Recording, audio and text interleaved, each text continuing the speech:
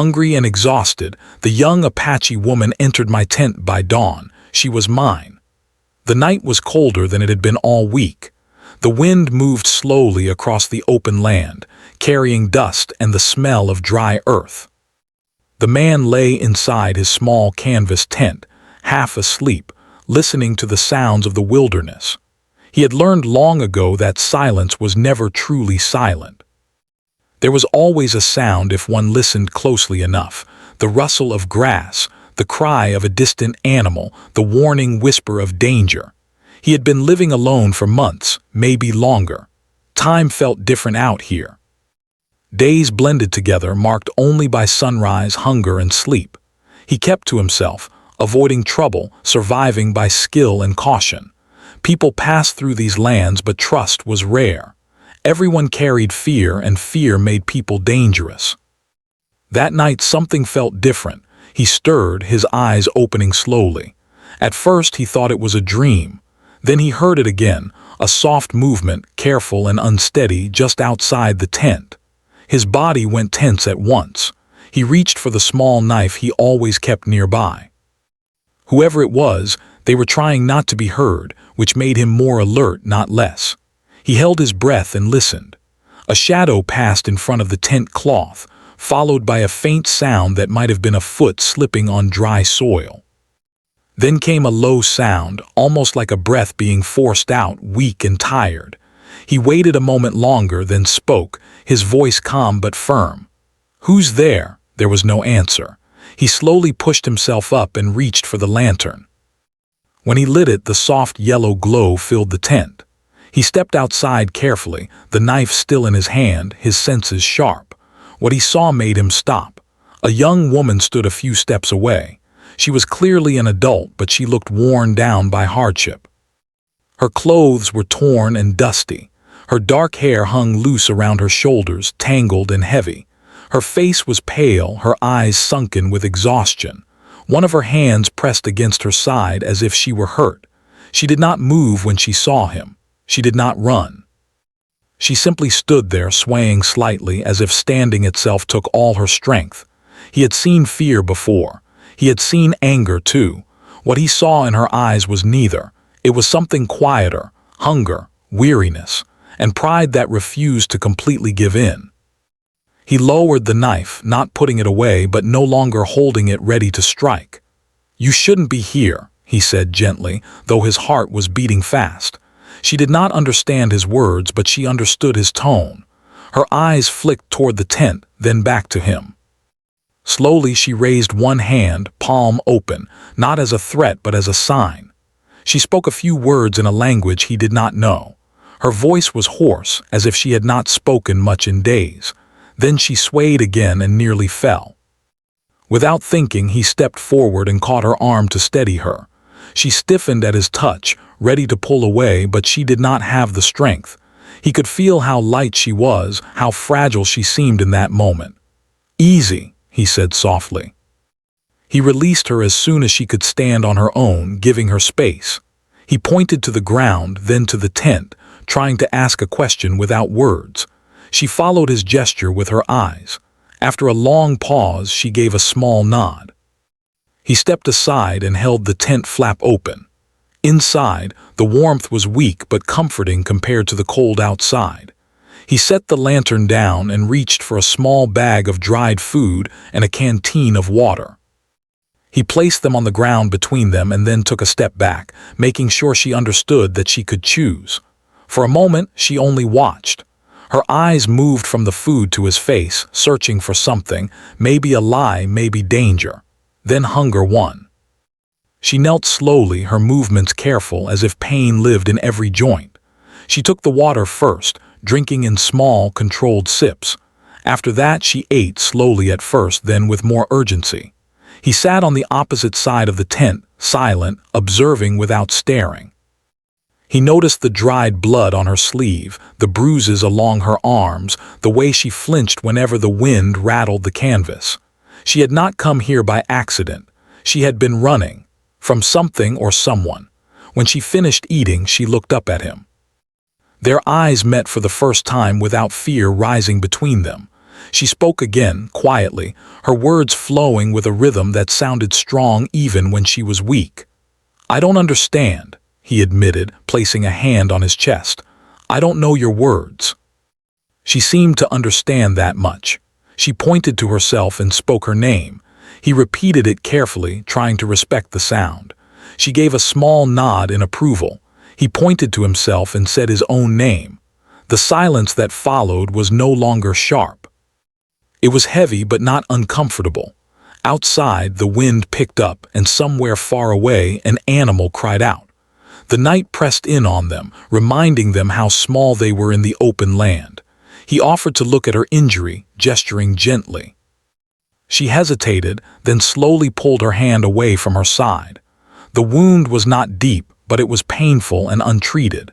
He cleaned it as carefully as he could, his movements slow, his focus respectful. He never touched her more than necessary, and she noticed that. Trust did not come all at once. It came in pieces. As the hours passed, neither of them slept much. They sat on opposite sides of the tent, resting when they could, listening for danger. She watched the entrance, alert despite her exhaustion. He realized then that even in her weakest state, she was still strong. Just before dawn, the sky began to change. Darkness softened into gray and the cold air grew still. She stood slowly, testing her balance. She pointed toward the open land, then back to the tent, asking a question without words. He understood. Danger was close. He could feel it in his bones. But he also knew that sending her away in that state could mean losing her to the land itself. He met her gaze and nodded once. She lowered her hand and sat back down. That was the moment everything shifted, not because she was trapped, not because she owed him anything, but because she chose to stay. Outside, the first light of dawn touched the earth. Inside the tent, two strangers sat together, bound not by force but by a shared night of survival. And though neither of them knew what the day would bring, both understood one truth clearly. From that moment on, whatever happened next, neither of them would face it alone. Morning arrived slowly, as if the land itself was unsure whether it wanted to wake. Pale light slipped through the thin canvas of the tent, turning the shadows soft and gray. The cold of the night had not fully left, but it was weaker now, retreating as the sun prepared to rise. The man was the first to move. He had not truly slept, only drifted in and out of shallow rest. His body ached from the hard ground, but his mind was alert. He listened carefully before doing anything else. The world outside was quiet, too quiet, but that was often how danger began. Across from him, the woman sat with her back against one of the tent poles. Her eyes were open. She had been awake as well. When their eyes met, neither of them looked away. There was still caution between them, but it had changed shape. It was no longer sharp and threatening. It was careful, like hands reaching out slowly, unsure whether they would be accepted. He stood and stretched gently, keeping his movements calm and predictable. He stepped outside the tent, scanning the land in every direction. The sky was painted with soft colors, faint pink, dull gold, pale blue. No movement, no figures on the horizon, no dust clouds from distant riders. When he returned, she watched him closely, reading his body language since words were not shared. He shook his head slightly, signaling that all was clear for now. He prepared a small fire a short distance from the tent, careful to keep it low and controlled. Smoke could carry far, and he did not want attention. As the fire warmed, he boiled water and shared another simple meal with her. This time, she ate more easily, though still with discipline, as if she had learned long ago never to trust that food would continue to come. As they sat near the fire, the man noticed more details about her. The way she held herself spoke of pride, even now. Her eyes missed nothing. She watched the land, the sky, the man himself, always measuring, always aware. She was not broken by what she had endured. She was worn but not defeated. He wondered what she had seen before finding his tent, how far she had traveled, what she had lost. He gestured gently toward the wound on her side, asking silently if the pain had lessened. She nodded once, then touched the area lightly, her face tightening just a little. It was better but not healed. They spent the morning in a careful rhythm. He gathered a few supplies, always staying close enough that she could see him. She remained near the tent, resting but alert, as if ready to flee at any sudden change.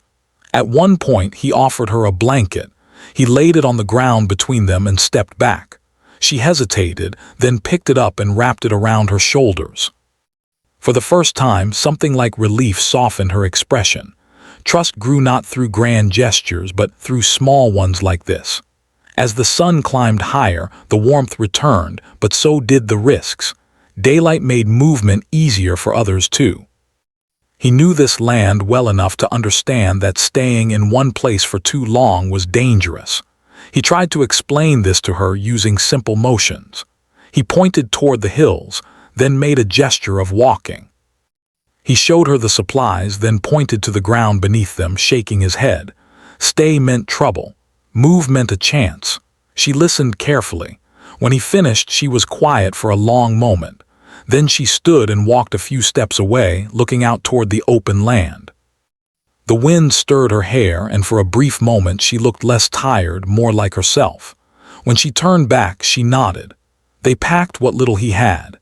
He carried most of it, but he let her take what she could manage, respecting her strength and her need to feel capable.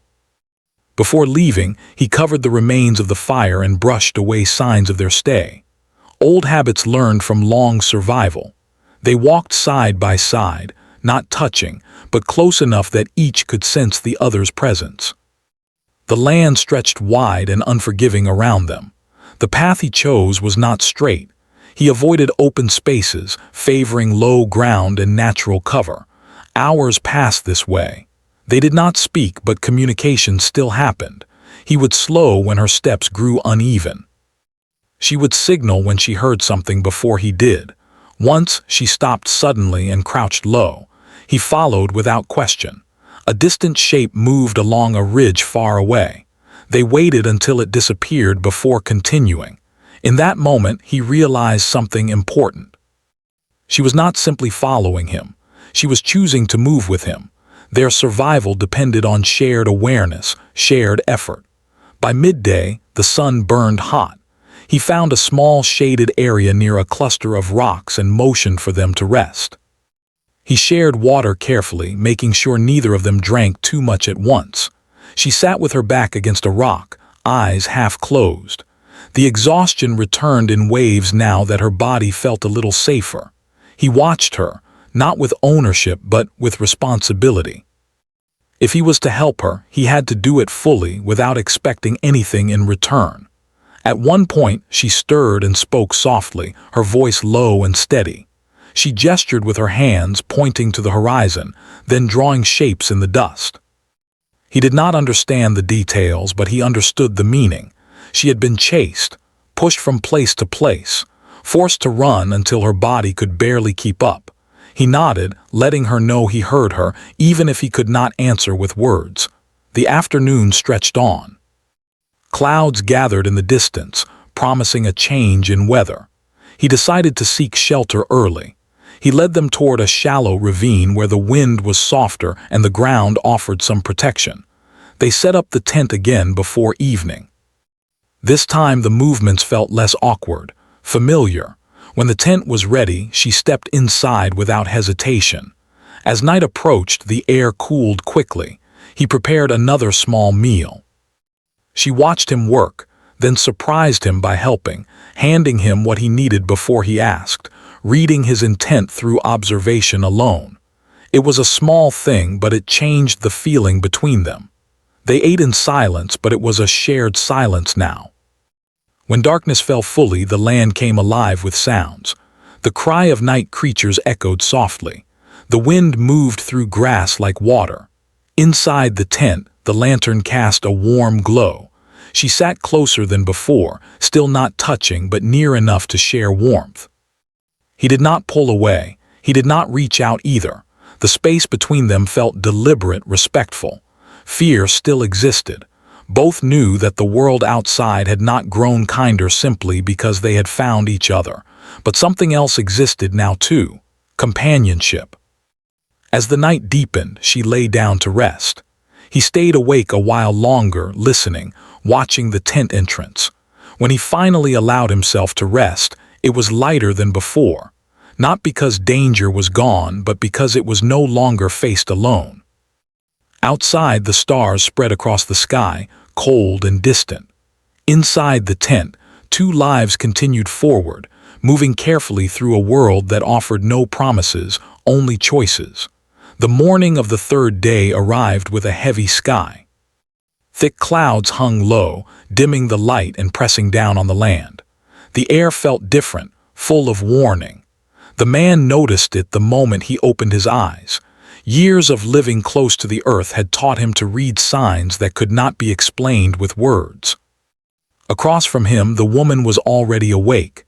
She sat upright, her blanket wrapped tightly around her shoulders. Her eyes were fixed on the tent opening, sharp and focused. She felt it too.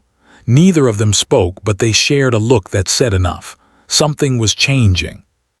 They ate quietly, conserving what little food remained. The man counted supplies in his head. They could manage a few more days if they were careful, but supplies were not the real concern. Movement was. Staying hidden was becoming harder. Tracks were easier to spot after several days, and even the best caution could fail against determined eyes. After packing, they moved again, this time slower, more thoughtful. The land here was unfamiliar even to him. Rocks rose higher, the ground uneven, the paths narrower. It was good cover, but it also meant fewer escape routes. As they walked, the woman's strength seemed to return in small but clear ways.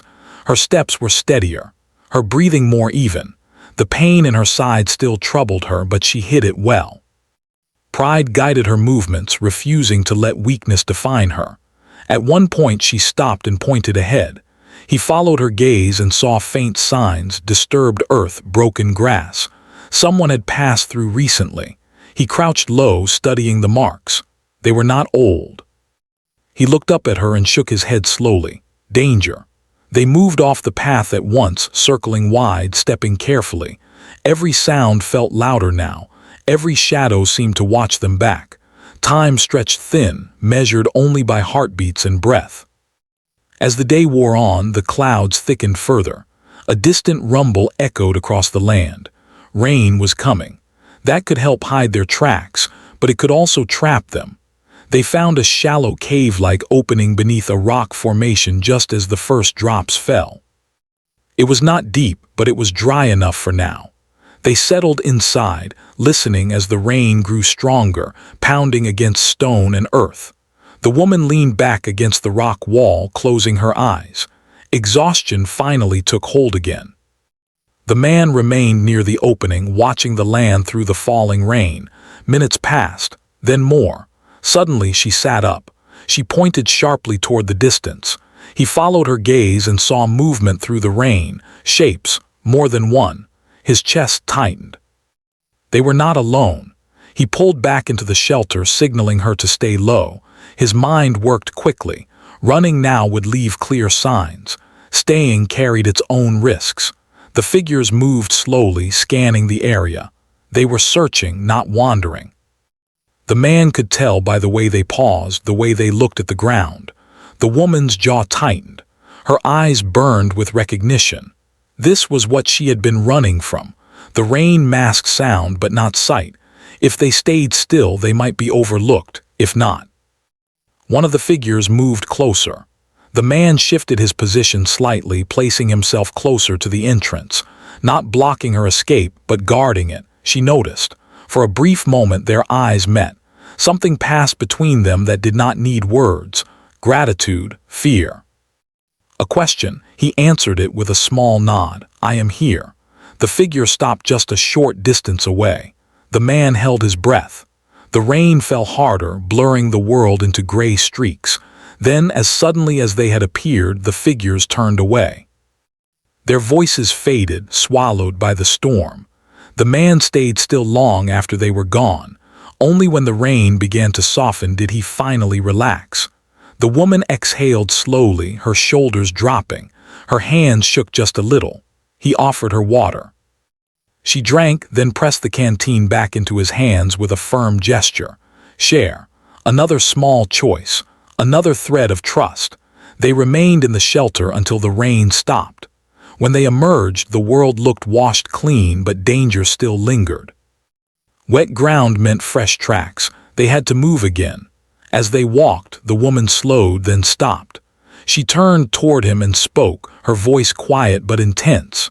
She pointed back the way they had come, then made a slicing motion across her palm. Then she pointed forward toward the mountains. He understood enough. If they stayed together, danger would follow them both. If they separated, at least one might survive. The idea settled heavily between them. He shook his head at first, refusing. He pointed to her wound, to the land, to the horizon filled with unknowns. She did not argue. She only looked at him steadily, then placed a hand over her heart. Then she pointed to him. This was not fear speaking. This was choice. He felt something tighten in his chest. The road ahead was unclear. Staying together meant risk, but letting her walk away alone felt worse. They stood there for a long time, the wind moving gently around them.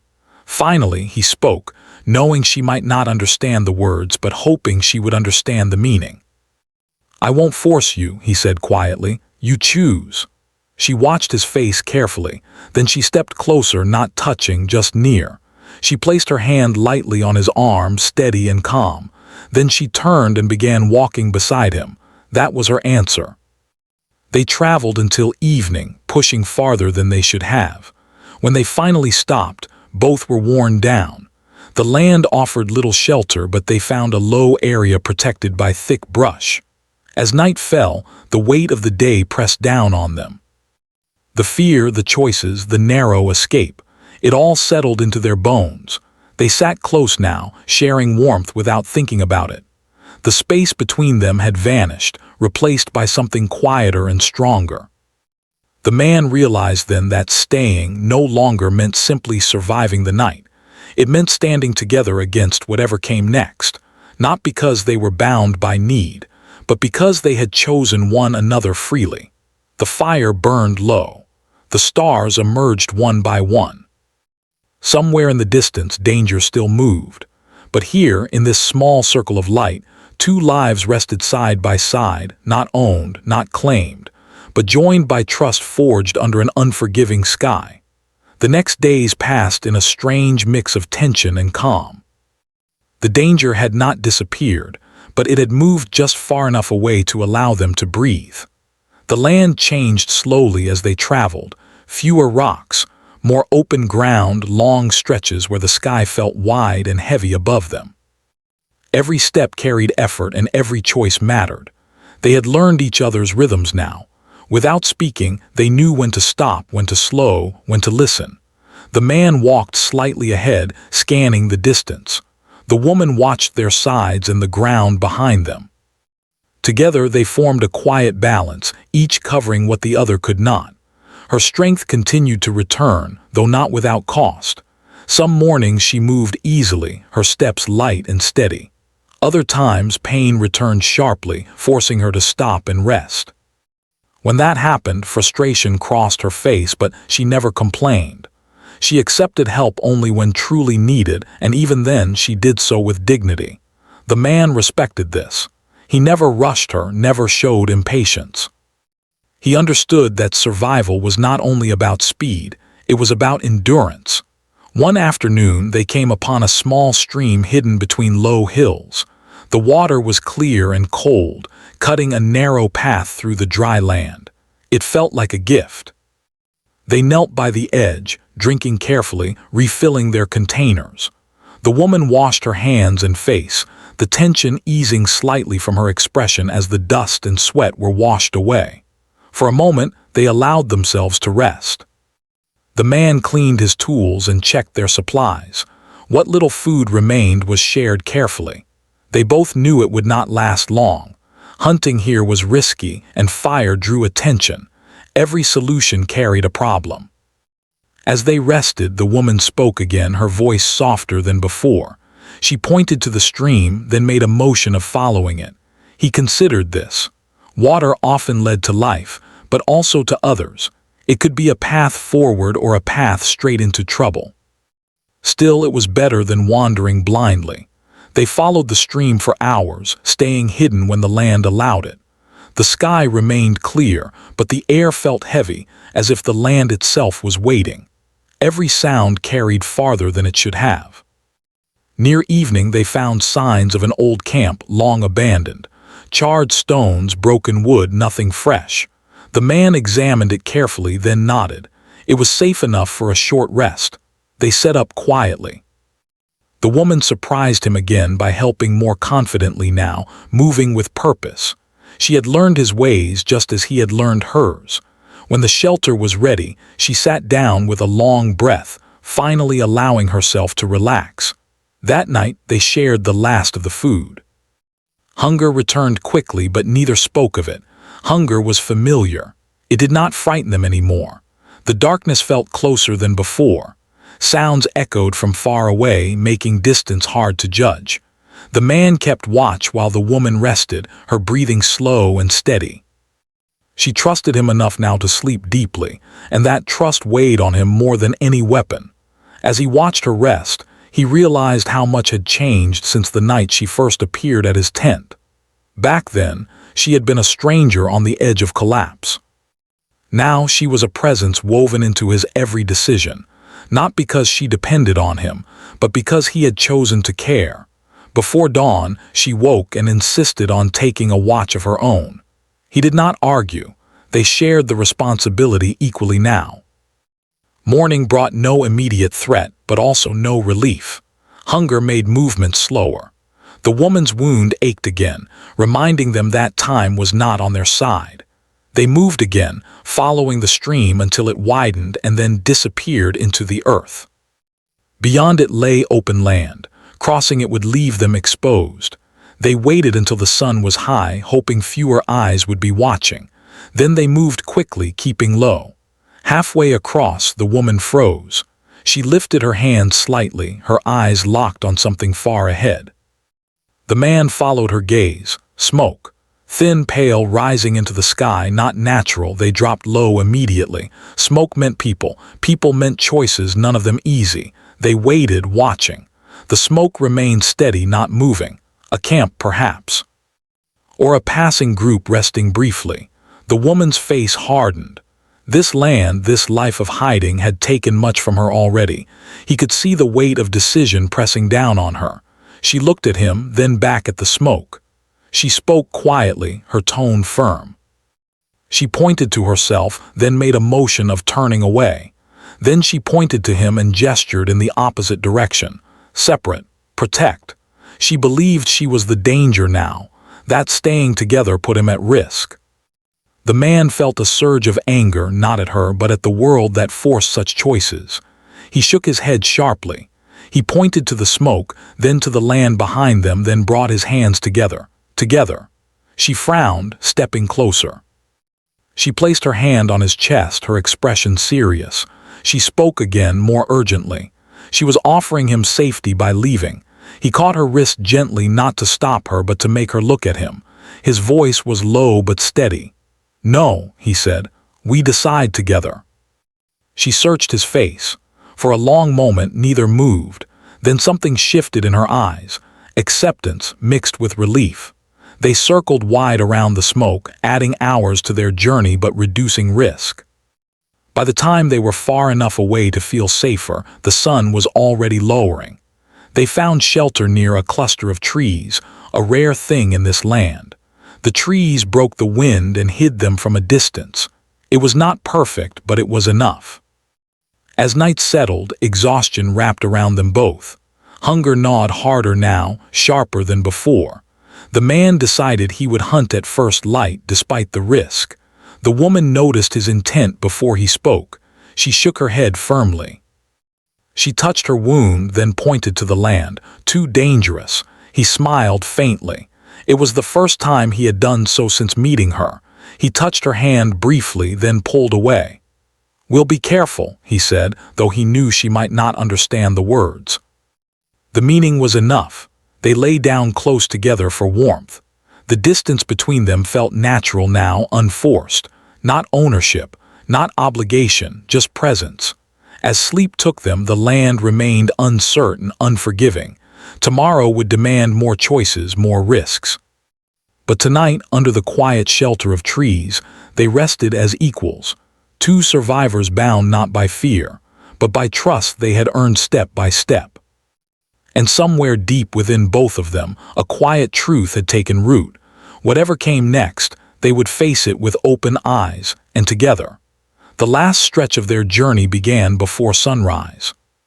The sky was still dark, painted with fading stars, and the air carried a quiet tension that neither of them could ignore. Hunger pressed hard now, sharper than before. Their bodies moved on habit and will more than strength. Still, they rose and prepared without complaint. The man moved carefully, checking the land around them one last time before they left the shelter of the trees.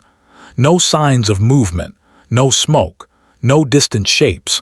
It was a fragile piece, but it was enough to move. They walked at a steady pace, conserving energy. The woman's steps were slower now, her wound reminding them both that time mattered. Yet her posture remained upright, her gaze alert. She refused to let pain decide her worth. As the light grew stronger, the land opened again into wide plains. There was nowhere to hide here. The man chose a path along low ground, where the earth dipped just enough to break the horizon line. It was not perfect, but it was better than nothing. Mid-morning brought a distant sound, faint, carried by the wind. The woman heard it first. She stopped and raised her hand. Voices. They dropped low at once, hearts racing. The sound was far away, but close enough to remind them how fragile safety truly was. They waited, barely breathing. The voices passed without coming closer, fading into the distance. Still, the moment left its mark. It was a warning they could not ignore. The woman turned toward the man and spoke quietly. This time her words were slower, more deliberate. She pointed to the land ahead, then back the way they had come.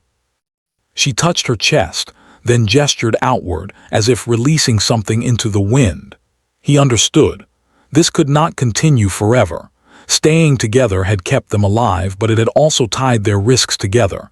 Every step they took side by side doubled the danger. She knew it, he knew it. The thought sat between them like a heavy stone. They walked on in silence for hours. The sun climbed higher, draining what little strength they had left. When they finally stopped to rest, there was no shade, only open sky and dry ground. The man shared the last of the water. They drank slowly, carefully. When the canteen was empty, he shook it once, just to be sure. Nothing. The woman watched his face. She could read it easily now.